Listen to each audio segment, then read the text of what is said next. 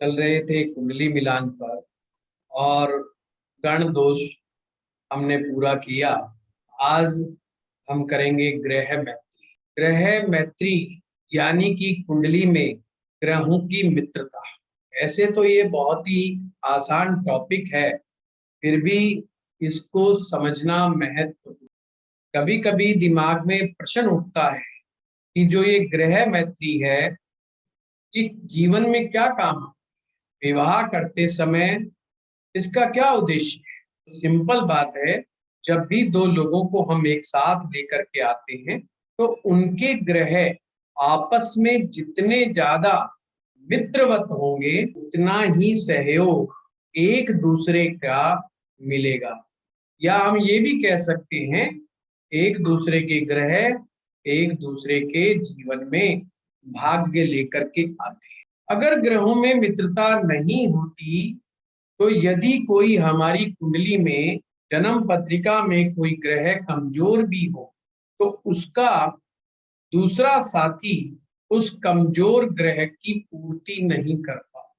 तो ऐसे में मित्रता जितनी ज्यादा होगी, श्रेष्ठ होगी, उतना ही ज्यादा एक दूसरे का सहयोग प्राप्त। अब इसको समझने का तरीका है कि लड़के का की राशि और लड़की की राशि को देखना है।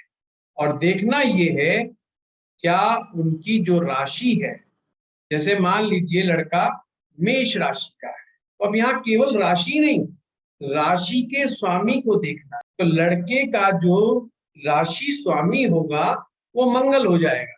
तो यानी कि लड़के की कुंडली में जो मंगल है, जो राशि है, जो राशि का स्वामी है, क्या लड़की की राशि का जो स्वामी ग्रह है, क्या वो आपस में मित्रतावत है।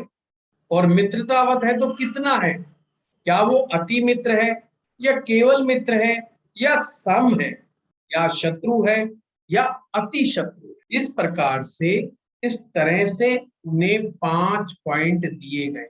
अब वैसे ही टॉपिक को जितना मर्जी बड़ा हम करके बता सकते कि अति मित्र ये होगा, मित्र ये होंगे, सम ये होगा। क्वेश्चन वही उठ जाता है कि इनको याद करो, या तो रोज रोज प्रैक्टिस में लेकर के आए, वरना याद कौन करेगा। तो अक्सर कुछ समय में हम भूल जाते और याद रहते हैं तो कुछ जोड़े याद रहते हैं कि अरे शत्रु सूर्य शनि, हाँ अति शत्रु, तो ये याद रहेंगे। फिर आगे चंद्रबुध। चंद्रबुध क्या कहेंगे यार, सुना था वो तो शत्रु है। अच्छा, पर इसमें एक आदमी शत्रु मानता है, दूसरा नहीं मानता है, यार ये क्या हो गया। तो अब इसको क्या माने, ये सम है विषम है। तो इस तरह से कंफ्यूजन खड़ा हो जाए। उसको उस चीज से निजात पाने के लिए आपको एक अच्छी टेक्निक आज हम बात करेंगे, वो बताने जा रहे हैं, जिसमें आप इन झंझटों से काफी हद तक निकल जाएंगे। सबसे पहले हमें समझना क्या है, एक कुंडली बना रहा हूं, ब्लैंक कुंडली। अब आपके सामने एक ब्लैंक कुंडली बनानी है जिसमें काल पुरुष की कुंडली को इंगित किया गया। इंगित गया के मतलब बनाना। एक ग्रुप के अंदर इंग्लिश और हिंदी का पंगा है, तो यहाँ शायद नहीं है। अच्छी बात है, सब हिंदी के जानकार हैं। अब हमें सिंपली देखना क्या है कि आपको किस भाव से मित्रता है और किससे नहीं है। तो मैं वहां पर क्रॉस लगा रहा हूं कि हम ये लगन है, यहाँ एक प्रकार की राशि समझ। दूसरा भाव में जो राशि पड़ेगी, तीसरे भाव में जो राशि पड़ेगी, छठे भाव में जो राशि पड़ेगी, 10वें भाव में जो राशि पड़ेगी, 11वें भाव में जो राशि पड़ेगी, उनको हमने नहीं लेना है। जैसे लड़के की यहाँ पर मेष राशि बताई गई, तो लड़की की क्या नहीं होनी चाहिए, वृष राशि की लड़की नहीं होनी चाहिए, मिथुन राशि की लड़की नहीं होनी चाहिए, कन्या राशि की नहीं होनी चाहिए, मकर की नहीं होनी चाहिए, कुंभ की नहीं होनी चाहिए। सिंपल सी बात है। अगर मैं कहता हूं मंगल और शुक्र आपस में मित्रता बड़े हैं, तो यहाँ फिर क्वेश्चन उठेगा कि वृष राशि का स्वामी भी शुक्र है और तुला राशि का स्वामी भी शुक्र है, ये सम है आपस में। मित्रता तो नहीं कहना चाहिए, सम है। यानी कि मंगल भी शुक्र को लाइक करता और शुक्र मंगल को लाइक करता। एक सुंदर स्त्री बलवान पुरुष को लाइक करती है तो बलवान और शक्तिशाली पुरुष भी सुंदर स्त्री को पसंद करता है। एक समानता है दोनों के बीच में। और वहां पर यही समस्या आ जाएगी कि एक ग्रह की दो राशियां हैं, अब कौन से राशि वाले ग्रह को हम मान करके चले। तो इसके लिए ये बहुत ही बढ़िया कंसेप्ट है। तो हमने क्या लेना है, पहला, चौथा, पांचवा, सातवां, आठवां, नौवां और 12वां। अगर यहाँ पर लड़के और लड़की के ग्रह की राशियां, लड़के की राशि और लड़की की राशि आपस में ये मैच कर रही हैं, तो यानी कि मित्रता भरा भाव है, में नंबर जरूर मिलेगा। और अति मित्र को कैसे समझे, त्रिकोण भाव पकड़ लिए, 1, 5, 9, ये अति मित्र होते हैं।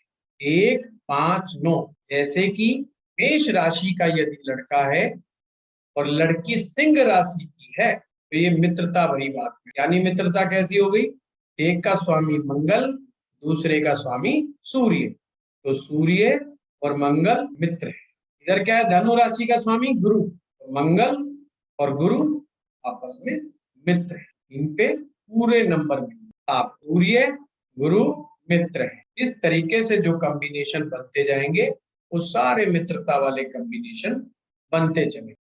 बहुत गहरे में जाने की आवश्यकता नहीं है।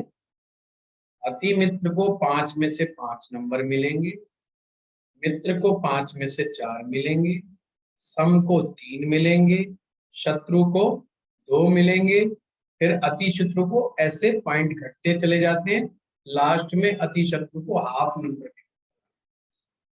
तो इनकी जो पैरामीटर्स हैं वो ऐसे कम होते चले जाते हैं।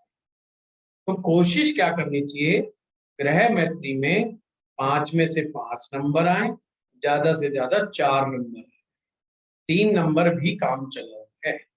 इस प्रकार से ग्रह मैत्री को आप समझ पाएंगे। अब अगला क्या पॉइंट आता है, अष्टकूट मिलान में गुरुजी भकुट भकुट रह गया और नाड़ी, भकुट और नाड़ी रह गया। हाँ जी। अब आपने ये समझना है कि भकुट दोष, वैसे तो मैंने कराया था, देखिए आज आप लोग कम हैं और लग रहा है कि इस क्लास में लोगों का इंटरेस्ट नहीं रहा है। बहुत अच्छी क्लास चल रही है गुरुजी, फैंटास्टिक। अच्छा, ये तो हम कितने समय से सीखना चाहते थे। जी सर, बहुत बहुत सुंदर है। बहुत अच्छी है, बहुत अच्छी है। और आप बहुत लोग कम आ रहे क्लियरली हैं, लोग कम आ रहे हैं, तो मैंने कहा तो चलो। उनकी प्रॉब्लम है। हाँ ठीक बात है, चलिए आप लोगों को अच्छी अच्छी टेक्निक बताएंगे। अकुट दोष तो आप लोगों का ये अब फर्ज बनता है कि कम है तो पार्टिसिपेट अच्छी तरह से करें। मैं भी ये कोशिश करता हूँ कि आपको साथ साथ बुलवाऊं और उससे आपको और हमको मजा आएगी, क्योंकि ये क्लास जो टेक्निकल क्लासेस होती हैं थोड़ा, उसमें धारा प्रवाह बोलने लायक बहुत ज्यादा होता नहीं है। उसमें जो है चीजों को समझाना वाली बात है, टेक्निक की बात है। तो अब हम आते हैं भकुट दोष पे। भकुट दोष बहुत ही सिंपल है, इसको शायद इस क्लास में पहले भी मैं करवा चुका हूँ। इसमें भी चंद्रमा को ही देखिए जो ये अपने अष्टकूट मिलान है, ये मेन आधार इसका चंद्रमा है, नक्षत्र है, राशि है, राशियों की मित्रता है, ग्रहों की मित्रता है। ये अष्टकूट मिलान ये कुल मिलाकर के इस चीज पर निर्भर। जितने हमारे बेसिक कंसेप्ट क्लियर होंगे उतना ही ज्यादा हम इस चीज को समझ पाए। रत्नापुरी जी ने तो अपना स्टूडियो तैयार कर लिया, हम तक भी पहुंचाइए अपने वीडियोस। हाँ जी सर, बना रहे हैं, बस शुरू करने वाले हैं, थोड़ा फ्री हो जाऊं, अभी थोड़ा मेडिकल चल रहा है प्रॉब्लम। मेडिकल सबके साथ ही चल रहा है जी, मैंने कहा सभी के साथ चल रहा है। वही ये टाइम ही कुछ ऐसा है। मौसम की गड़बड़ियां हैं, काफी मौसम ने बदलाव लिए हैं, इससे बहुत ज्यादा लोग चपेटे में हैं। नमस्ते गुरुजी। नहीं नमस्ते, अच्छा प्रयास है आप लोगों का, बहुत आगे हमें भी खुशी हो। और हाँ, आप लोग बताया करो, हम लोगों को बड़ी खुशी होती है इससे नहीं, गौरव अभी शुरू नहीं किया है, अभी प्लानिंग चल रही है। गौरव महसूस होता है अभी, क्योंकि 2 साल पहले जो शुरुआत की थी इसी उद्देश्य के साथ कि एस्ट्रो पाठशाला से कुछ अच्छे स्टूडेंट्स बाहर आए और वो आगे बढ़े। वही सर, टाइम नहीं मिल रहा है, करना तो है मुझे सारा कुछ। नहीं, बहुत अच्छी बात। अब हम चलते हैं भकुट दोष की तरफ। भकुट दोष में मैंने आपको 3 पेयर बताए, 3 जोड़े, द्विद्वादश, नवम पंचम और षड़ा अष्टक। ये संबंध लड़के और लड़की की राशि के बीच में नहीं होना चाहिए। जैसे द्विद्वादश क्या संबंध बना? जैसे लड़के की मेष राशि और लड़की की हो गई वृष राशि, तो द्विद्वादश, द्वि का मतलब दूसरा, अपने से दूसरा, जैसे मेष राशि से दूसरा क्या होगा? वृष राशि, और वृष राशि से मेष गिनेंगे तो क्या होगा? 12। इसे कहेंगे द्विद्वादश संबंध। नवम पंचम, नवम पंचम जो संबंध है इसको भी अच्छा नहीं माना जाएगा। अब यहाँ पर समझने वाली बात है, इतने अच्छे संबंध की हर जगह नवम पंचम को बहुत अच्छा माना, इसको अच्छा नहीं माना। क्यों नहीं माना, उस पर विचार होना। फिर है षडाष्टक, षडाष्टक छठा और आठ, ये डायरेक्ट समझ में आता है कि छठा जो भाव है वो शत्रु भाव है, आठवां जो भाव है वो गुप्त भाव है।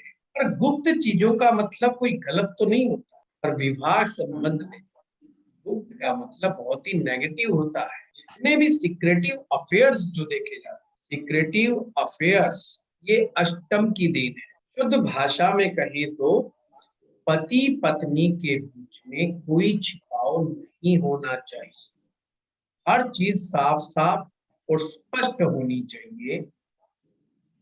इसीलिए अष्टम को अच्छा नहीं माना गया। एक कारण दूसरा और भी है।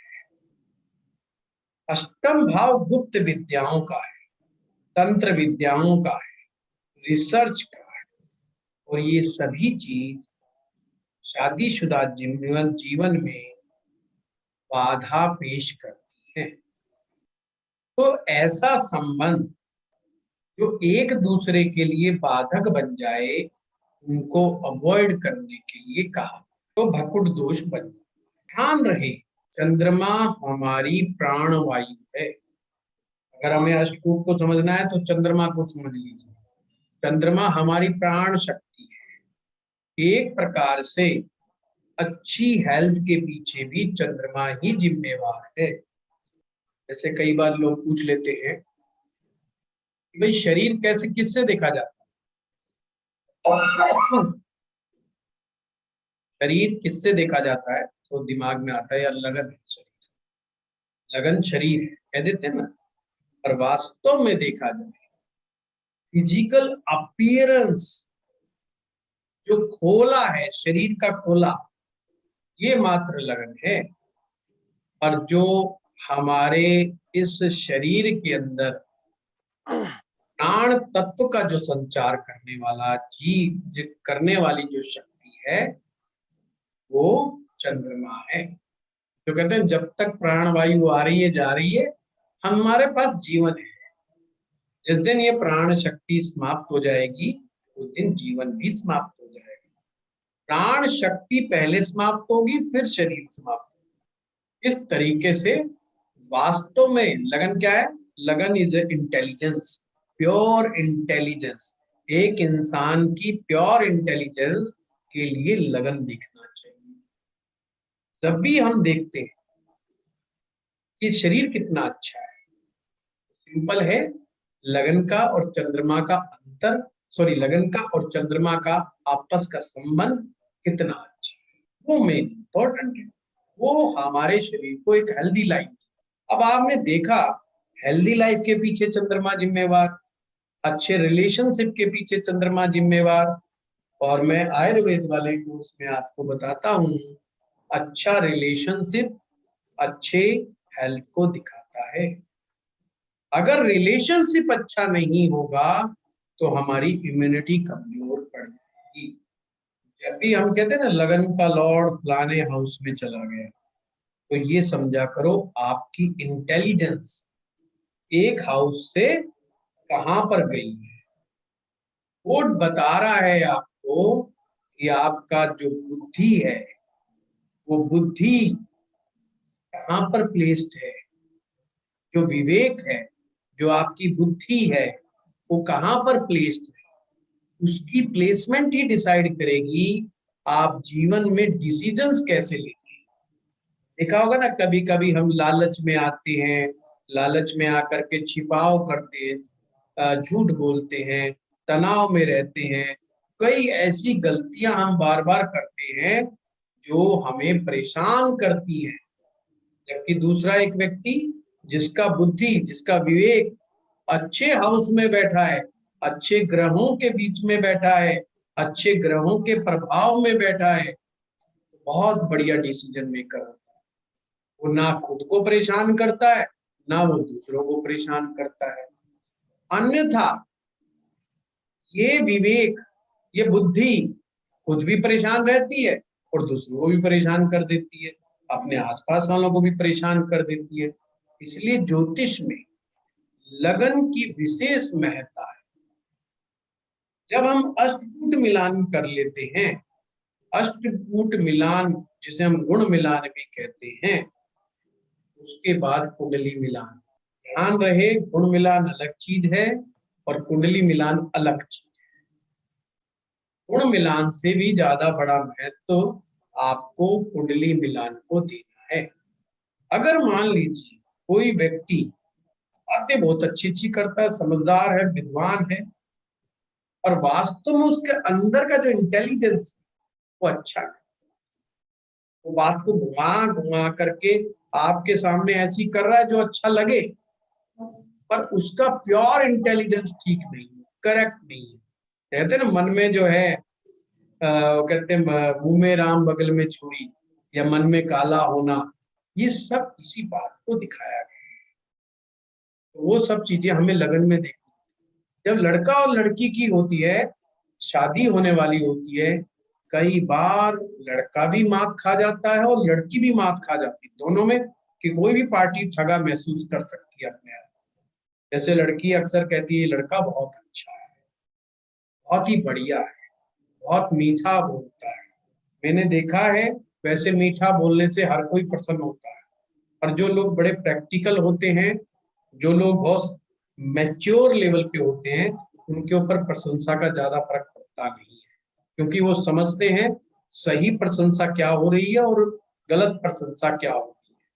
पर जब व्यक्ति का इंटेलिजेंस कमजोर होता है, वो इस फर्क को नहीं महसूस कर पाता। ध्यान रखें, धोखे का शिकार वही होते हैं जिनका विवेक, जिनका इंटेलिजेंस का लेवल अच्छा नहीं है। और वो कौन डिसाइड करेगा? वो आपकी कुंडली डिसाइड कि आपका लगन का लॉर्ड कहां पर बैठा है।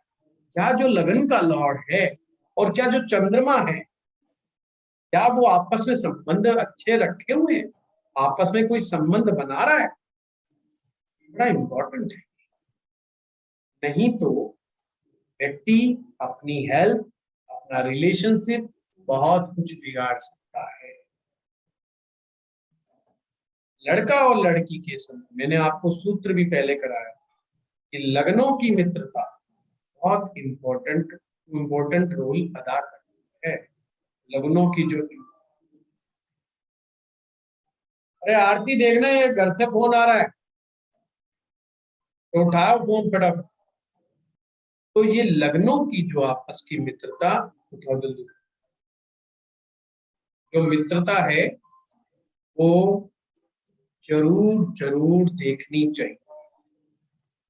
क्योंकि ध्यान रहे, पति पत्नी के रिलेशनशिप में खराब होने के पीछे लगन की प्लेसमेंट बहुत महत्वपूर्ण होती है। हमारी चर्चा चल रही थी छठे और आठवें को। जब भी लगन का लॉर्ड छठे में जाएगा तो उसका विवेक कहाँ गया? उसका विवेक तो छठे में चला गया। जब आठवें में जाएगा तो उसका विवेक कहाँ जाएगा? तो एक ऐसी जगह पहुंच जाएगा जहां पर उसको खुद को नहीं पता, स्वयं को नहीं पता कि वो नेक्स्ट क्या करेगा। ये बड़े कंसेप्ट क्लियर हो जाने चाहिए। आपने देखा होगा, जो लोग मेरे साथ पुराने से पढ़ रहे हैं, मैंने अपनी पूरी कक्षाओं में लगन को सबसे ज्यादा इम्पोर्टेंट, जीवन के हर पक्ष को मैंने लगन से ही जोड़ा है। लागी रे ऐसी लगन मीरा हो गई मगन। तो लगन तो ऐसी चीज है जो मीरा भी मगन कर। अब हम आते हैं वापस से हमारे लास्ट मकुट दोष के बाद नाड़ी दोष, जो कि बड़ा इंपॉर्टेंट माना जाता है।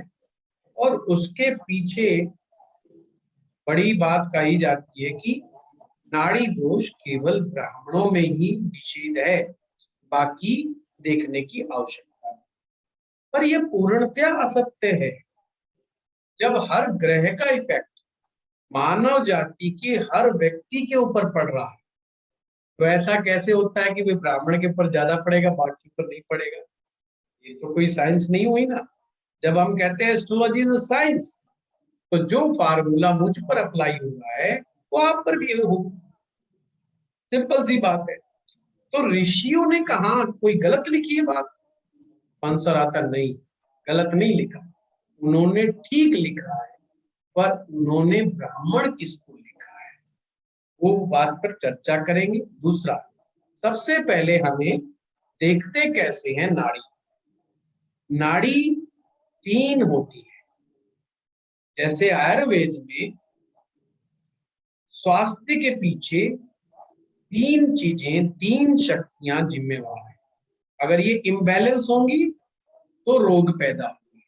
आयुर्वेद कहता है वात, कफ और पित्त 3 चीजें हैं, 3 धाराएं हैं जो निहायत आवश्यक हैं। और ये आपस में सम मात्रा में होनी चाहिए, बैलेंस होनी चाहिए। ये ना कम होनी चाहिए ना ज्यादा होनी चाहिए। इसी प्रकार से ये नाड़ी, नाड़ी में ये नाड़ी जो वात कफ पित्त की नाड़ी होती ना, इसी का सिंबॉलिक रूप ले लिया नाड़ी दोष से। अब उसमें कहा गया आदि, मध्य, मध्य मैंने बीच की, अनंत्य, जल्दबाजी में हम अंत बोल देते हैं पर वो अनंत्य है। आदि, मध्य, अनंत्य। इसको हम ऐसे भी समझ सकते हैं, जैसे अगर लड़का अग्नि प्रधान है यानी पित्त प्रधान है, कि लड़के का पित्त बढ़ा हुआ है पहले से, और लड़की भी हम ले आए पित्त प्रधान, तो क्या होगा? पित्त की अधिकता हो जाएगी। एक तो दोनों में समस्या। एक कहावत है ना, आग से आग कभी नहीं बुझाई जाती। आग बुझाने के लिए तो पानी भेजना पड़ेगा, आग से आग नहीं बुझेगी।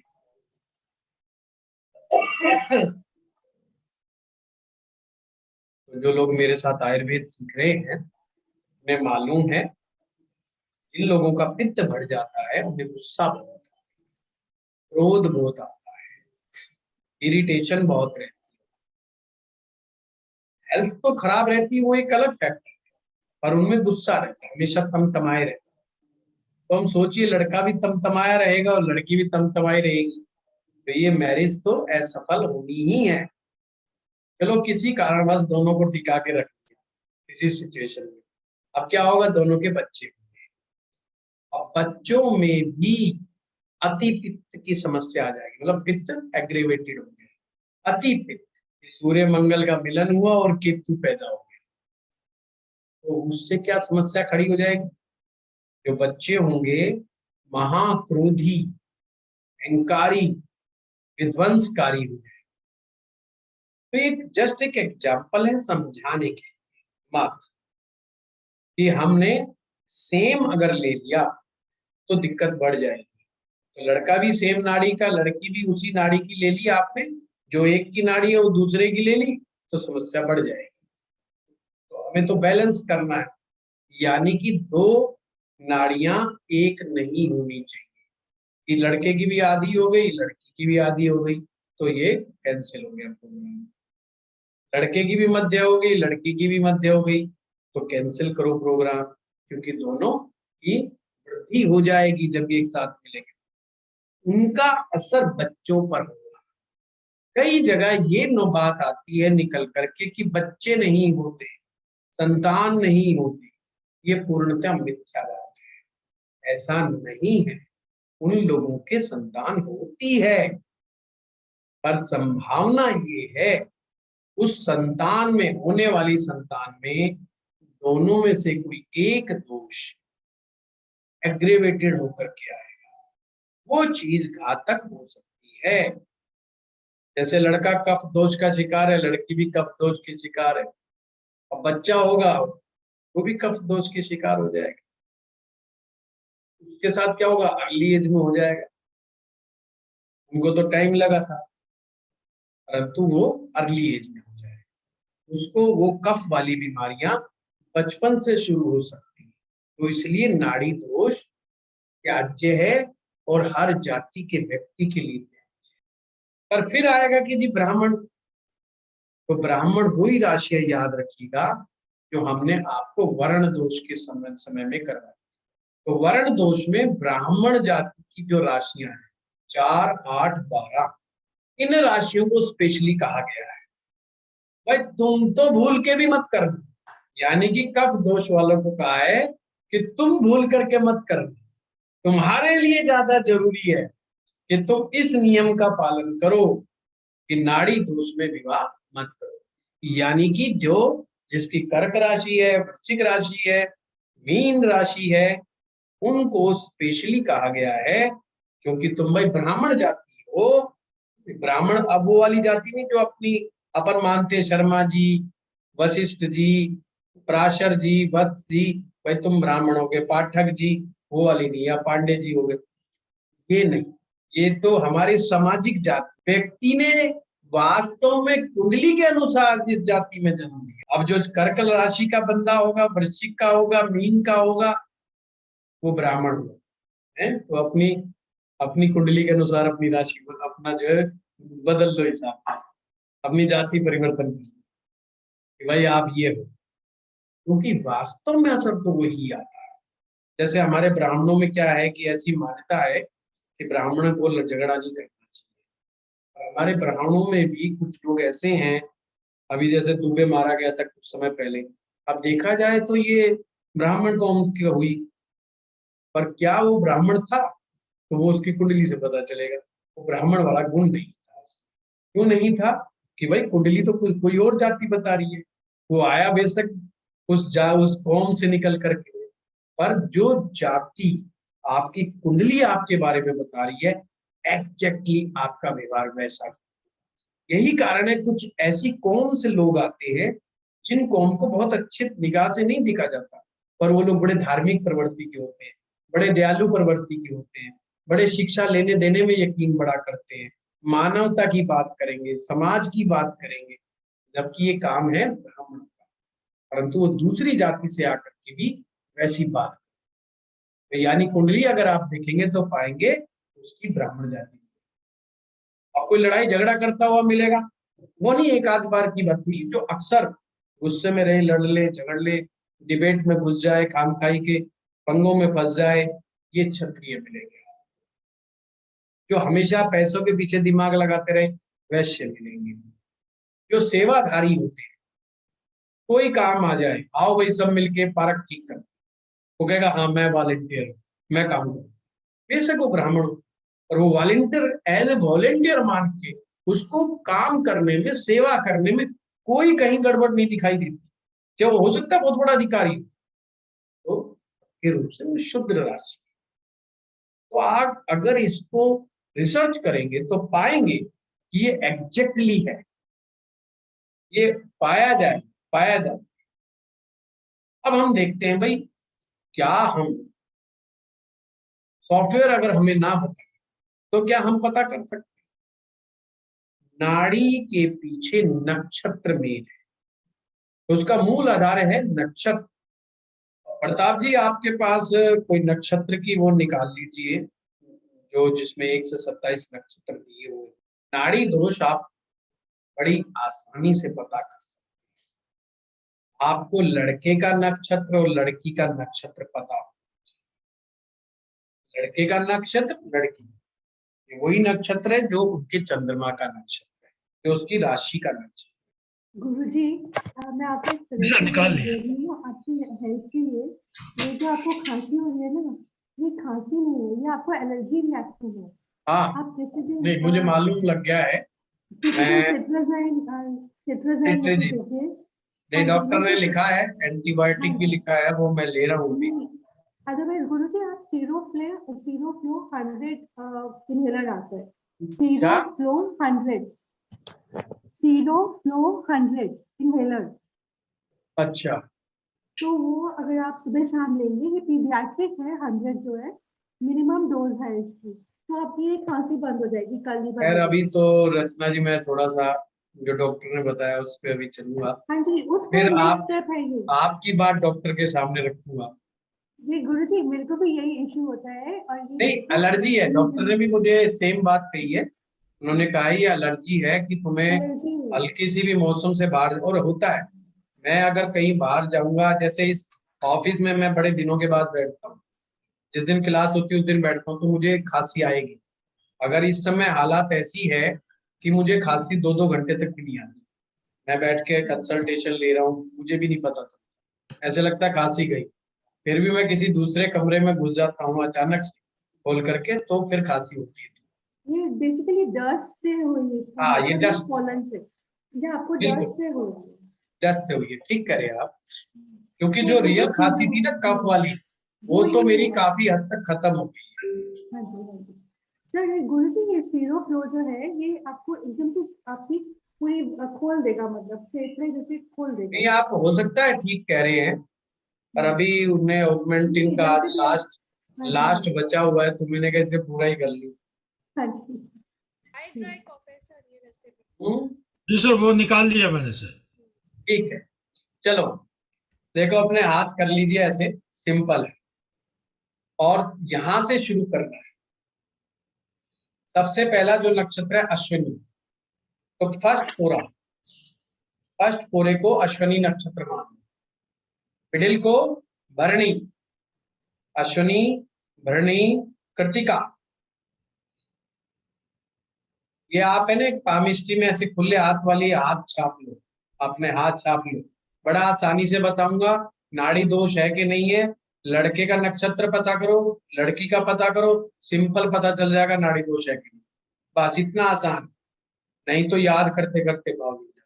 मुझे तो याद आज तक नहीं हुआ। देखो साफ स्पष्ट बात, बस इस तरह की मैं टेक्निक इजाद करके रखता हूँ, बड़े बूढ़ों वाले फार्मूले, जिसमें से ये निकाल करके बता देते हैं और पता भी चल जाता है, और बड़ा सटीक है, ये नहीं की गड़बड़ है। चौथा नक्षत्र कौन सा है? अश्विनी, भरणी, कृतिका, रोहिणी। रोहिणी।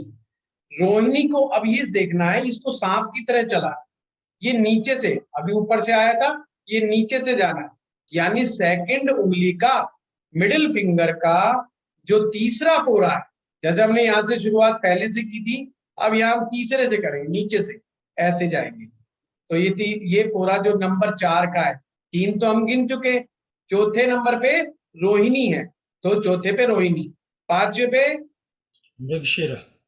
मृगशिरा, और छठे पे आद्रा। आद्रा। आद्रा। अब आद्रा के बाद हम ऊपर से चलेंगे, ऊपर से जब तीसरे पे रिंग फिंगर पे आएंगे तो फर्स्ट से गिनेंगे, यहां ऐसे देख रहे हैं, अब ये फर्स्ट पे आ जाएगा, यानी ऊपर से सांप की तरह ऐसे ऐसे ऐसे ऐसे चलेगा, ये ऐसे साइन ग्राफ की तरह। तो यहाँ आद्रा के बाद देखिए पुनर्वसु। है पुनर्वसु, बृहस्पति का नक्षत्र। फिर ये ऊपर अगले आइए हो पुष्य। पुष्य, अगला अश्लेषा। अश्लेषा, अश्लेषा के बाद फिर नीचे से आएंगे, अब की बात नीचे से आएंगे माघा। माघा, माघा के बाद अगला पूर्व फाल्गुनी। है जी पूर्व फाल्गुनी। पूर्वा फाल्गुनी, उससे अगला उत्तराफल। उत्तराफल। अब यहाँ से उठ करके फिर वापिस आएंगे और इस उंगली के फर्स्ट फोरे पर आ जाएंगे हस्त। और ऐसे ही गिनते जाए। देखिए फिर से बता रहा हूं, सबसे पहले यहाँ से टॉप से शुरू करेंगे और ऐसे चलते चलते नीचे से आएंगे, नीचे से फिर ऊपर जाकर के फिर इधर ऊपर से जाना है और फिर ये चलते चलते चलते फिर नीचे से जाएंगे और फिर ये लास्ट एंड तक पहुंच जाएंगे और फिर उठ करके फर्स्ट टॉप पे आ जाएंगे। इस प्रकार से 27 नक्षत्रों की गिनती उंगलियों पे कर लेंगे। अब हाथ को ऐसा कर लेंगे जैसे ये बीच बीच में आए, जितने भी बीच बीच में आए थे आप, मध्य। जैसे अश्विनी, अश्विनी के बाद भरणी, अश्विनी, अश्विनी के बाद भरणी। अब ये बीच का आया, अगले 5वें नंबर पे कौन सा आया था? मृगशिरा। मृगशिरा। अब लड़के का ये है भरणी और लड़की का आ गया मृगशिरा। कैंसिल, नाड़ी दोष, नाड़ी दोष। समझ गए? रत्ना जी ऊपर से शुरू कीजिए, जी नीचे से आइए। आप लिखिए, 3 पॉइंट लिखते रहिए, पहला, दूसरा, तीसरा, फिर चौथा, पांचवा, ऐसे करते रहिए। आप ऐसे भी बना सकते हैं, 1 2 3, फिर अगले में लिखिए, नीचे से लिखिए 4 5 6, फिर ऊपर से आइए 7 8 9, फिर लिखिए 10 11 12, फिर लिखिए 13 14 15, ऐसे पूरा 27 तक लिखिए। यूं यूं, बस यूं। एक जगह पहले बार में नीचे से आएगा, फिर अगली बार में ऊपर से आएगा, फिर नीचे से, फिर ऊपर से, फिर ऊपर से, फिर नीचे से, ऐसे लंबा सा बना लो। सेम कॉलम में नहीं जाना चाहिए, सिंपल। सेम कॉलम में कहीं भी आ जाएगा वो नाड़ी दोष है। इसको सर्प की तरह बना लीजिए और उसी से पता चल जाएगा। सेम उसके अंदर हॉरिजॉन्टली ये लोग नहीं होना चाहिए, वो नक्षत्र। इसमें जैसे मैंने बताया, यहाँ भरणी था तो यहाँ पे मृगशिरा है, तो जहां पे भरणी आया नंबर 2 पे उस उंगली के अगले भी उंगली के दूसरे फोरे में जो आया था वो नहीं होना चाहिए। अब तीसरे में भी अगर वो आ गया, मान लीजिए भरणी है और जो या तीसरी उंगली के सेकंड फोरे में जो आया वो आ गया और लड़के का भरणी ही है, लड़की का यहाँ पर आ गया, तो भी नाड़ी दोष हो गया। समझ गए? जी बहुत सिंपल है, ज्यादा मुश्किल नहीं है। बस ध्यान क्या रखना, ध्यान ये रखना है कि नाड़ी दोष के समय किसी को ये नहीं कहना कि संतान नहीं होगी। संतान होगी या नहीं होगी इसका निर्णय पंचम भाव करेगा।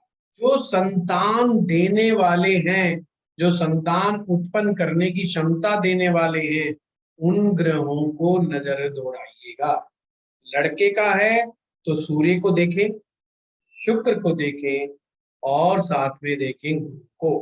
अगर संतान की, खास करके जब नाड़ी दोष आ जाए तो पंचम का अध्ययन, सूर्य का अध्ययन, शुक्र का अध्ययन, गुरु का अध्ययन मस्ट है, जरूर करना है। यहाँ चूक नहीं होनी चाहिए। अब इसका उल्टा ले लो, अब नाड़ी दोष नहीं है यानी पूरे 8 नंबर मिले हुए। अब संतान का जो ग्रह है वो अपने से 12वां चला गया।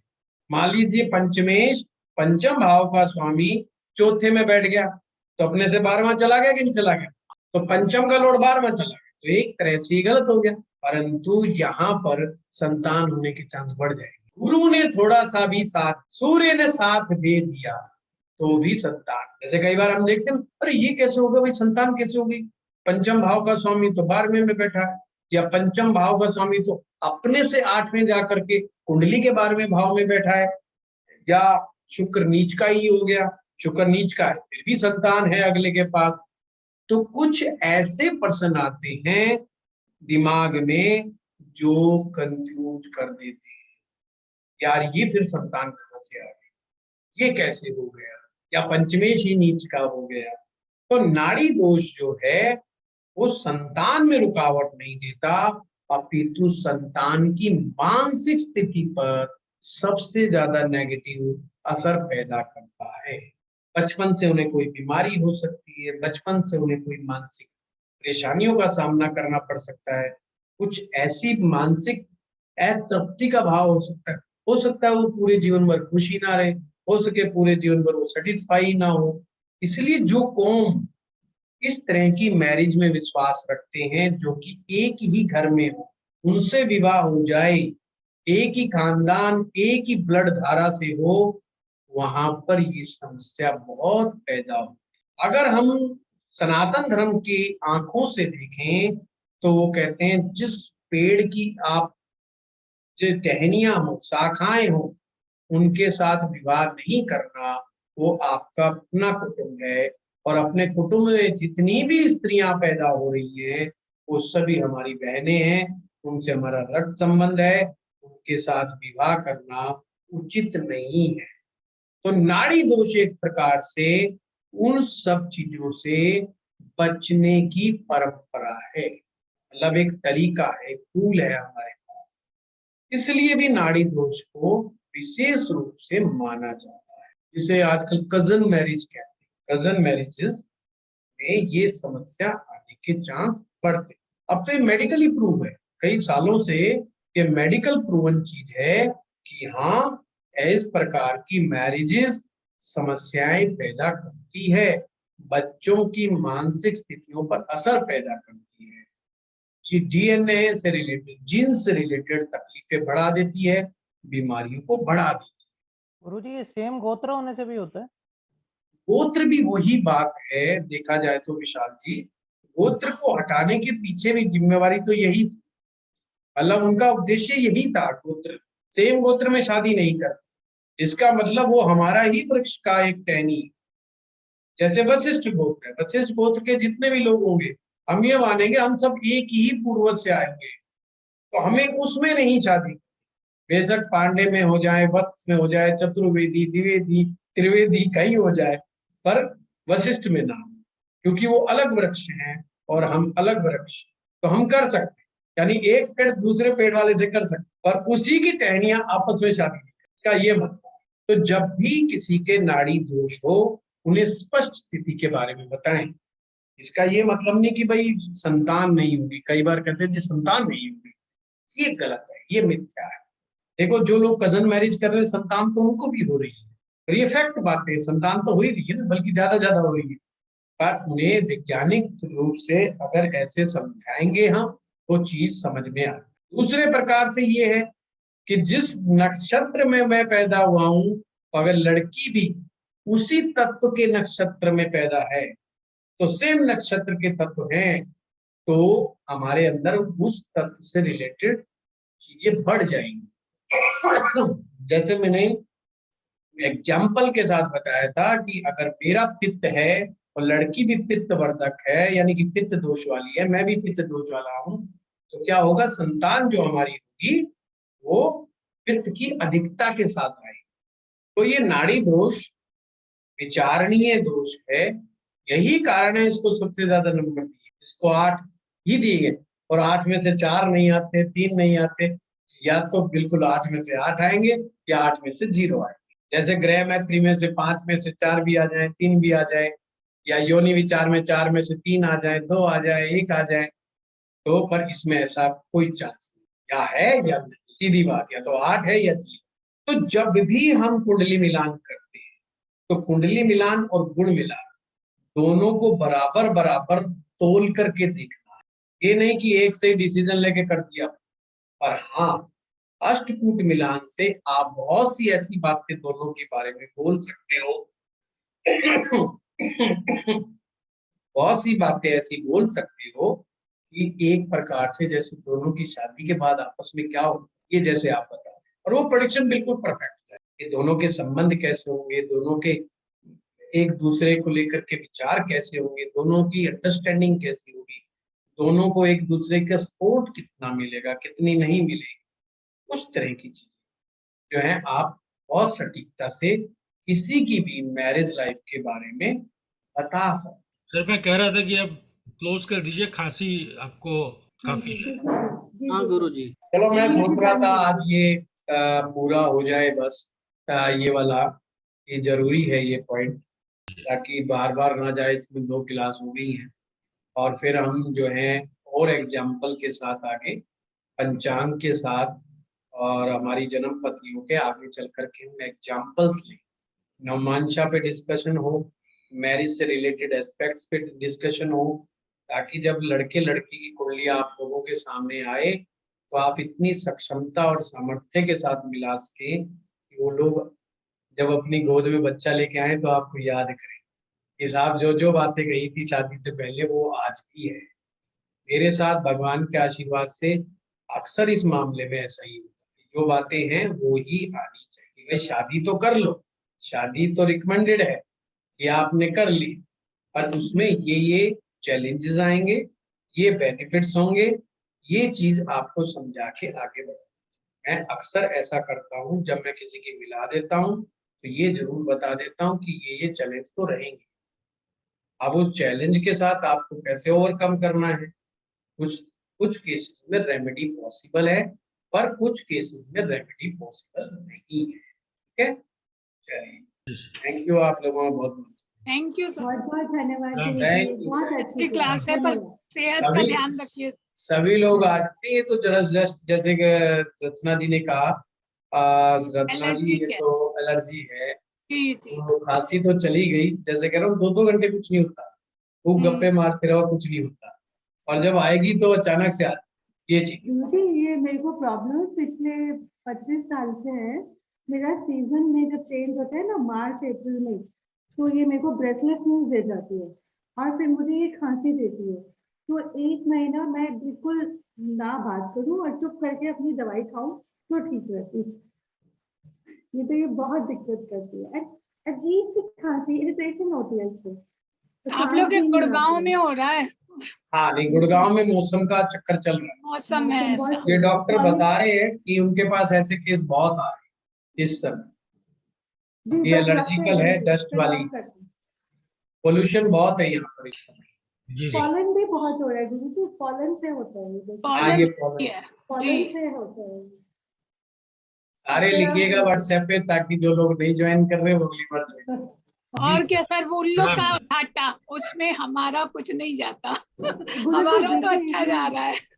नहीं गुरु जी देखिए, बहुत सारे लोग मुझसे बात करते हैं कुंडली मिलान के बारे में, और पहले मुझे इतनी समझ नहीं थी, तो मैं ऊपरी ऊपरी तौर पे बता देती थी कि भाई ये इसका लॉजिक है, पर अब तो मैं बड़े कॉन्फिडेंस से और बड़ी अथॉरिटी से बताती हूँ। नहीं नहीं, बहुत लास्ट का पीडीएफ भी बहुत बढ़िया था, वो बहुत भी अच्छा था, पूरा डिटेल है, तो बहुत अच्छा है ये। बहुत अच्छा। ये और तो वो अपनी पीडीएफ भेज दिया तो प्रिंट आउट निकाल दिया और भी अच्छा हो गया। Thank you Lord Guru ji, Thank you, thank you. नमस्कार। प्रणाम सर। बड़ा। हाँ सर। नमस्कार गुरुजी।